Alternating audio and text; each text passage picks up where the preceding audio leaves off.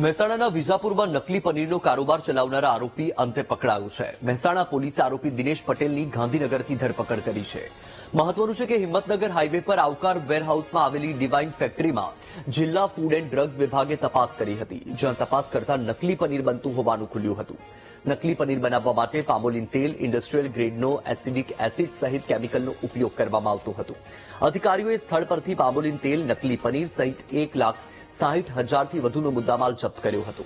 નકલી પનીરની ફેક્ટરી પકડાયા પછી રિપોર્ટિંગ કરી રહેલા મીડિયાકર્મી ઉપર પણ દિનેશ પટેલે હુમલો કર્યો હતો. દિનેશ પટેલ રાજ્યભરમાં ચલાવતો હતો નકલી પનીરનો કાળો કારોબાર.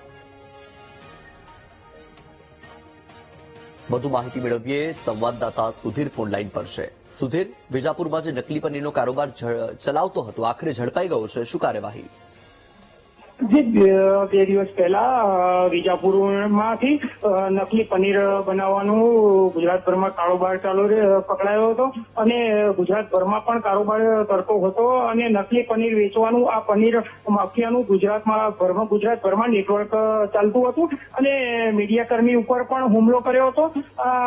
દિનેશ પટેલ માફિયા દ્વારા મીડિયા ઉપર પણ હુમલો કરવામાં આવ્યો હતો. ત્યારે ગઈકાલે રાત્રે જ મહેસાણા એલસીબી દ્વારા દિનેશ પટેલને ઝડપી પાડ્યો હતો અને મહેસાણા પોલીસ ગુજરાતથી રાજસ્થાન સુધી પોલીસ દોડાવી હતી અને પોલીસની વિવિધ ટીમો બનાવી અને આ માફિયાને સતત પીછો કર્યો હતો. આખરે પનીર માફિયા ગાંધીનગરથી જ ઝડપાઈ ગયો છે. જી બિલકુલ સુધીર, માહિતી બદલ આભાર.